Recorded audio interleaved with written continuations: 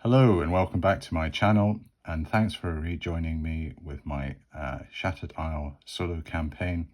I'm really quite excited about this episode. It gives me a chance to actually start to play in the Shattered Isle and put some of the effort that we've crafted into our individual characters and see them grow and explore and discover the mysteries and secret of the Shattered Isle. And what I've done is I have taken the raw sheets, this worksheet it went on to actually 2 sheets in the end, and I have taken them and transposed them into something a bit more presentable, and also I could actually get it all onto one sheet, which was quite nice. And this is a resume of each of the individual characters with basically all I'm going to need in the game.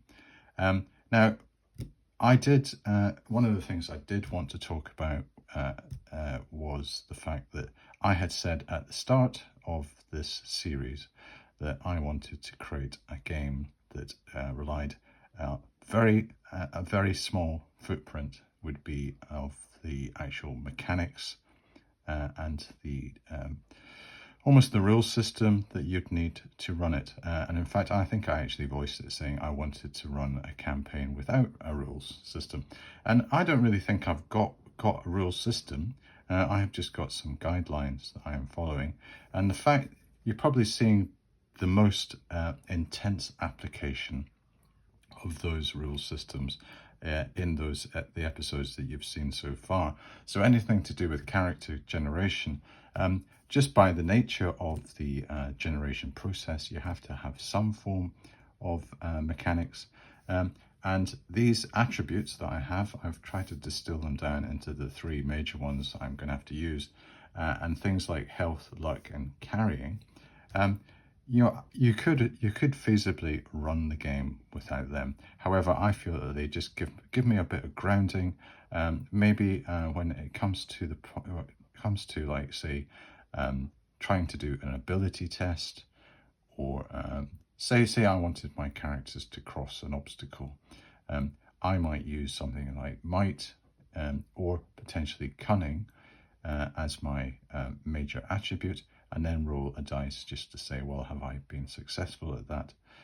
So I really needed a kind of gauge. I didn't want to, think, oh, what is Kayla's might? And if I've got a number, I can use that to kind of gauge. So I do promise this is probably the sharp end of the mechanics. Thereafter, it's going to be, I'm hoping I'm going to show you a system which is basically, it's all about just generating out of some random tables and a bit of imagination, a whole world setting, and that's what I'm trying to present in this particular series. Just on the actual detail, I do have color coded each of the individual characters. So Kayla is going to be a white pawn, which I thought was nice and Celtic. Necht is going to be a green pawn, and Garnet, our good old Garnet, our Sea Raider, he is going to be in grey, the grey of the sea. And some of the things he's been up to in the sea have been quite outstanding. Just to run through, I think on appearance, we're going to have Kayla as painted with clan symbols, with a leather belt with charms. Originally, she was supposed to be down as bare-chested. We resisted the temptation. She is far more modest than that. She is going to be fully clothed in this particular series. So there's not going to be anything untoward in this campaign. Somebody did suggest that they thought that she reminded them of Keira Knightley in King Arthur, which was the one that had Clive Owen. And I really have got a bit of a soft spot for that one. I know a lot of people pan it, but I think it's in the same category that I have David Lynch's Dune.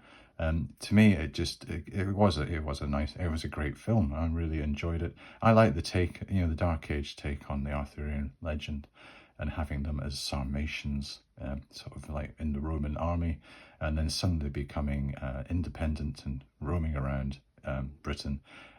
Keira Knightley with all her Wodan, she was a Briton, maybe. And, very, very, Keira Knightley, very, very pretty girl. Maybe Keira, maybe not, as attractive as Keira Knightley, but it'd be a nice way to think of Keira, maybe in something appropriate, approximating.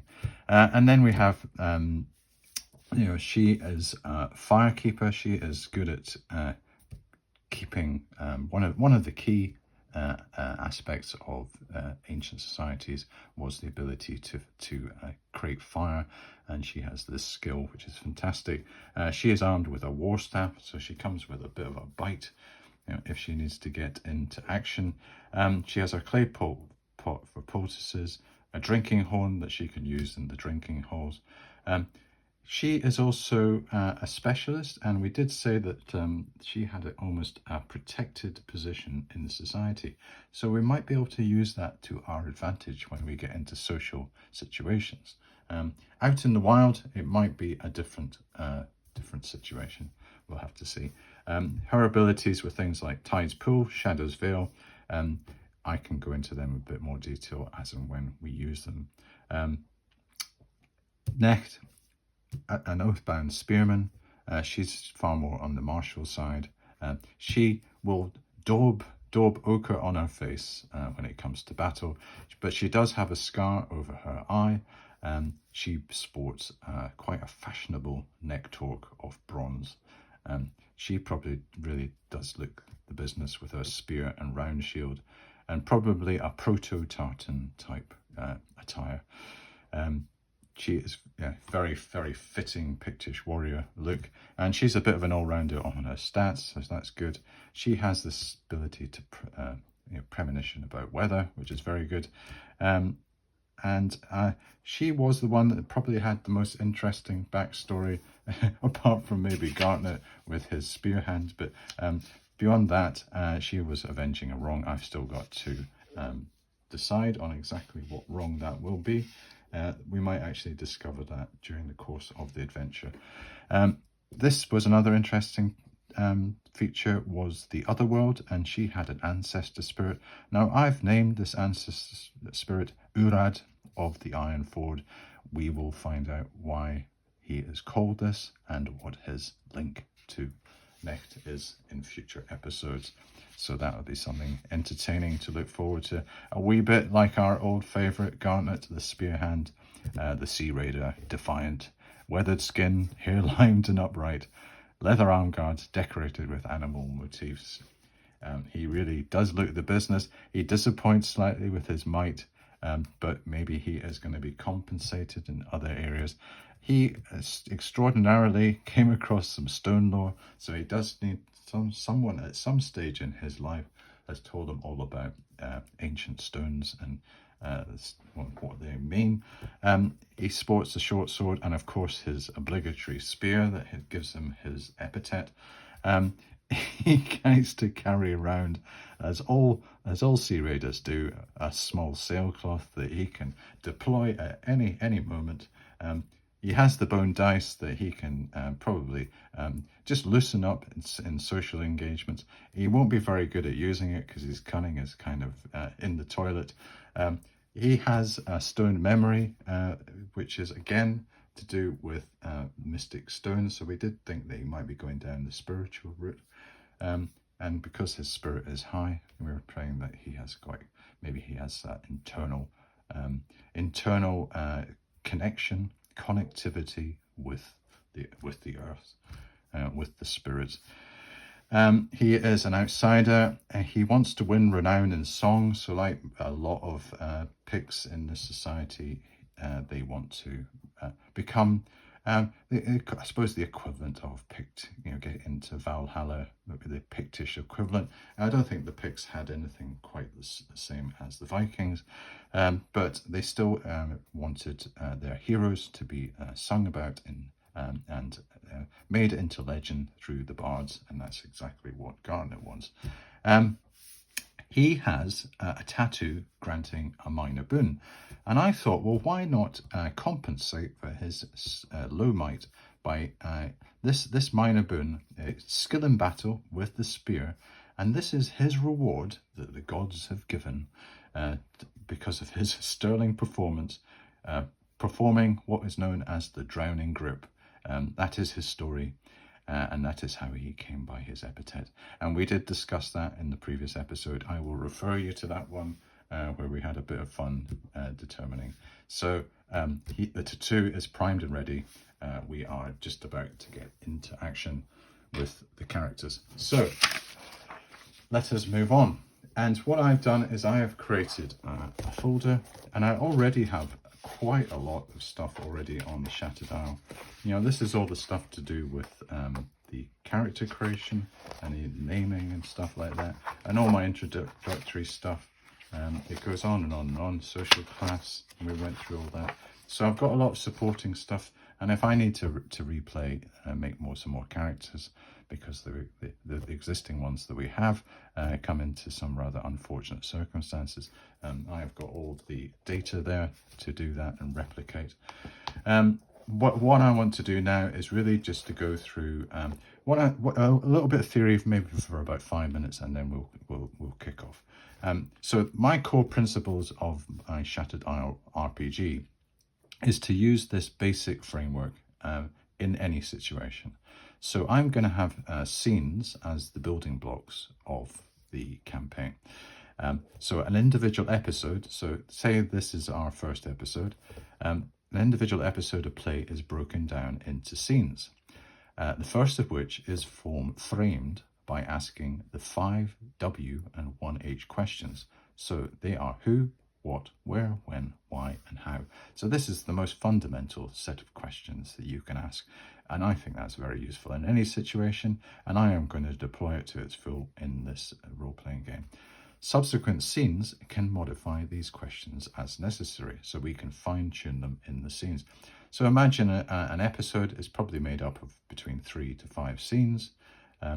I will have a who, what, where, when, why, and how for the setup. And then as we go through in individual scenes, I might be changing the where, the when, the why, that type of thing. And I will just deploy that as I need to.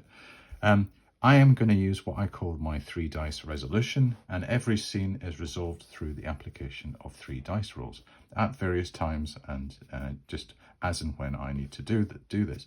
And the more I play this, the more experience I will get at actually deploying this. I have 1 dice called my success die, and this is did the characters succeed at their immediate goal. I have another dice called the experience die, and what is the quality of the moment, whether it was positive, neutral, or a negative turn. And that can quite often cover things like morale and just how the characters are feeling. Say there's a downpour and they get a low roll, they feel really out of sorts and very poorly, and maybe their senses are knocked out of kilter a bit, and they're not as wary for the next scene where they have to have their wits about them. And then I have an event die, and this does something unexpected occur, maybe a complication, a twist, or an opportunity. And the interpretation of these dice, which I do have in a bit more detail in tables, but on the whole, if I roll a 1, it's going to be a strongly negative. If I roll a 6, it's going to be strongly positive, and 2 to 5 are gradations in between. So when you see me use these tables, you'll be able to understand how there's a bit of nuance in the tables, but just through using a simple D6 mechanism. I'm also going to employ a very basic oracle. So for any yes/no questions that emerge in play, or if I have any things that I need to, say I need to resolve a bit of a query or a problem, I can use my oracle and it's just a standard oracle with a bit of a twist, saying that for 3 to 4 it's yes, but with a twist or complication, and I can weave that into the narrative. I'm saying this keeps momentum while leaving room for surprises. I had to turn the camera off for a second because there's a dog outside and it was just yapping away. It was really putting me off my stride. The only downside is that it's quite hot in the room now. So the next thing I have is what I call setting tables, and each scene type has a specific set of setting tables depending where it is. So if I was doing like overland travel, I'd probably have terrain, weather, omens and encounters. But if I was in a settlement, I would have something called settlement mood and maybe a few other specific settlement type tables. So really that's just about tables that are specific to that particular adventure and session. I'm saying that they're going to add flavour and variety, sparking imagination.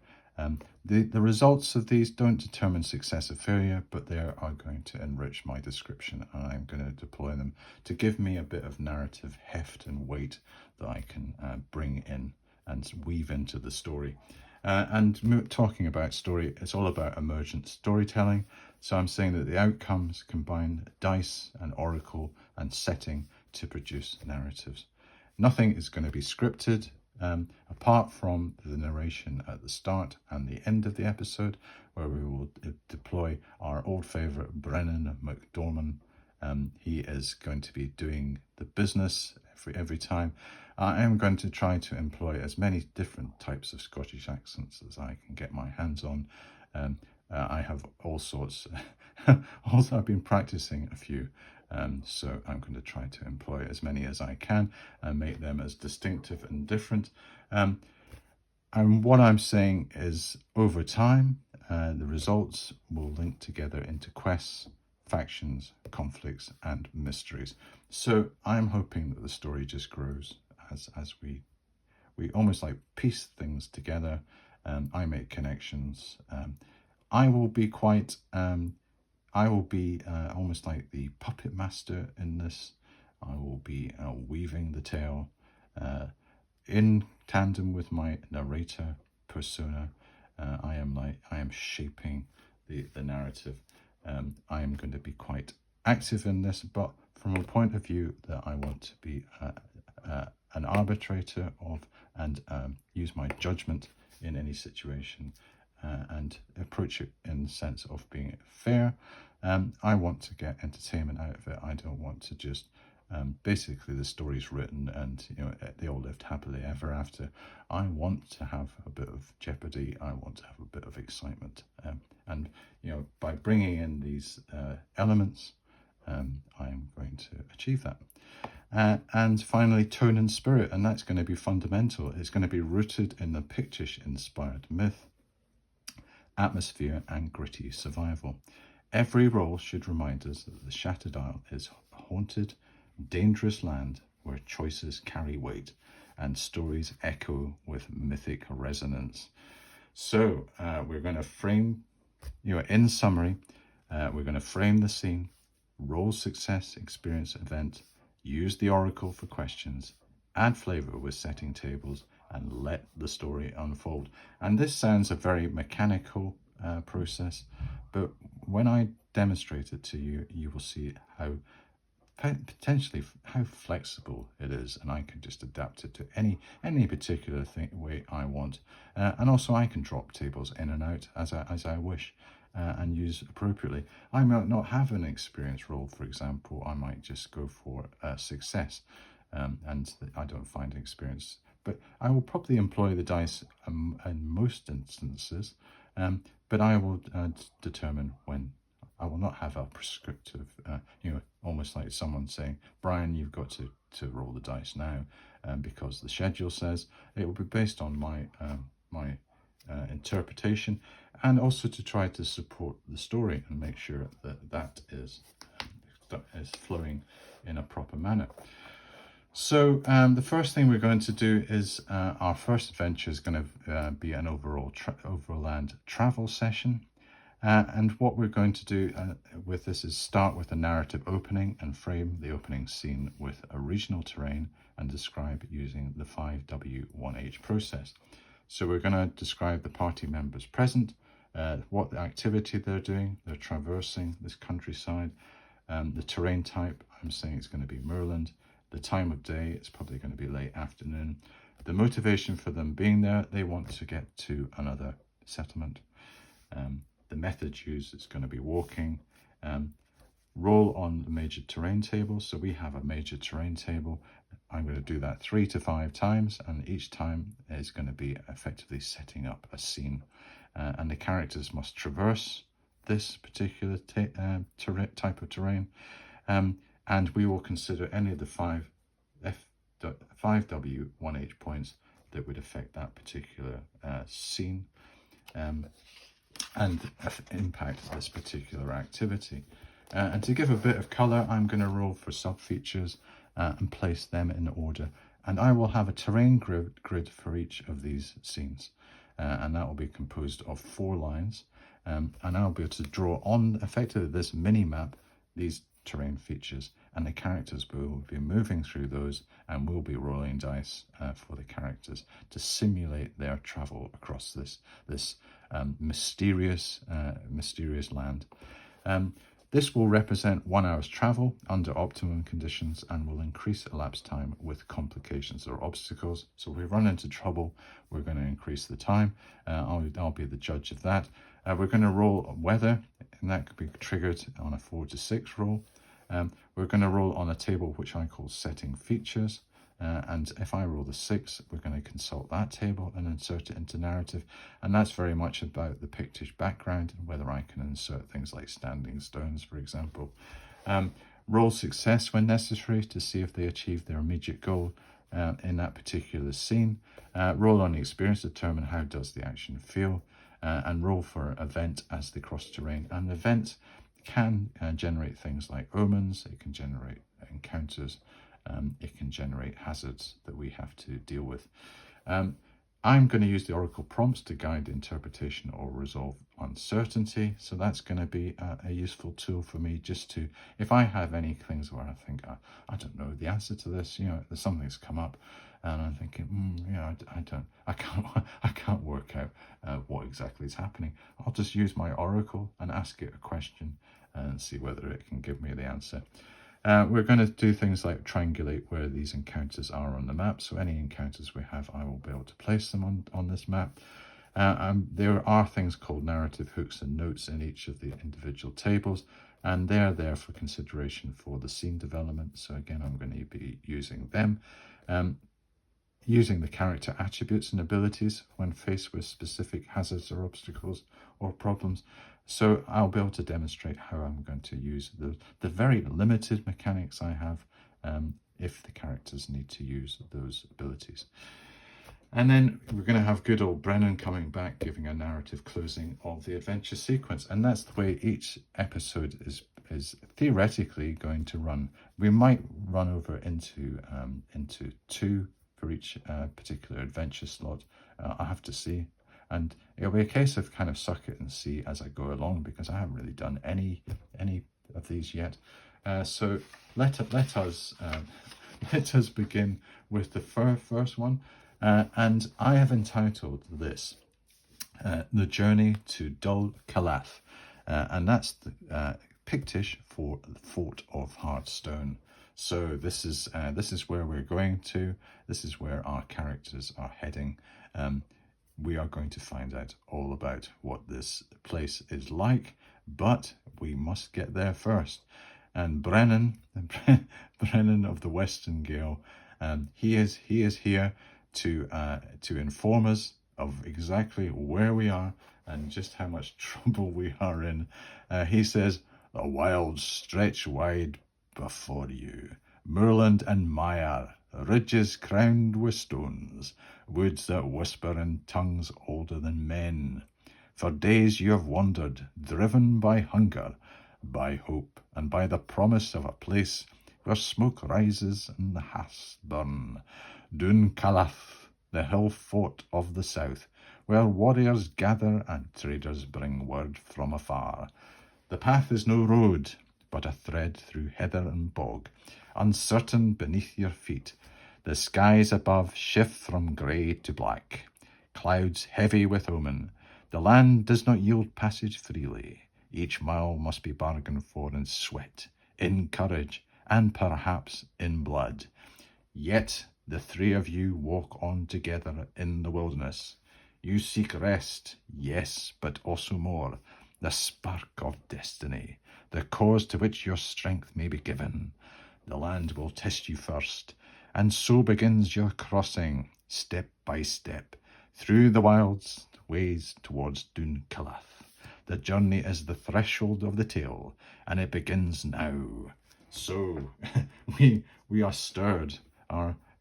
We feel motivated, and we were in a bit of a state, because basically what Brennan's saying is that we're in the middle of this desolate moorland. We've been out here for days. We still haven't reached Dún Callath. We've been trying to. Is this going to be our chance to make that final push? And this is the story that we're going to tell in this particular episode. And I do see the time coming up. What I might do is basically leave it there. Leave it there. I will open up. I will tell you exactly what the situation is, and then at the start of the next episode, we can get straight into the actual gameplay. You can see how this all evolves. I took a bit longer than I should have with the opening explanation of the mechanics, but hopefully that will help pay dividends later, further down the line, when you come to actually understanding exactly what I'm doing. Framing the opening scene. Who are we? We are three adventurers: a healer, a warrior, a raider. We are Kayla Ingen Roost, Necht Ingen Talok, and Gartnet the Spearhand. We are comrades in arms. What it is that we are doing: overland travel toward Dún Callath, a fortified settlement perched on a low ridge. Where are we? We are in the Muirnach Clach, which in Pictish is the Moor of Stones. These are windswept moors, boggy ridges, scattered standing stones. So just imagine this almost very desolate, basically blasted heath type area. Very, very tricky underfoot, with these sort of kind of very wet, boggy, this howling wind all the time. It really is quite a miserable place. It's late afternoon, storm clouds are appearing, the wind is picking up, it's getting very sinister. Why are we going to the Dún Callath? We need rest, supplies, and information from the hill fort. Okay, we will find out why we need these things, as if we ever get there. How are we doing this? We're going to be on foot, using cunning and spirit to navigate treacherous ground. So that's the setup. That's me at the start of the episode. Visualize yourself on this blasted moorland. We have to get through.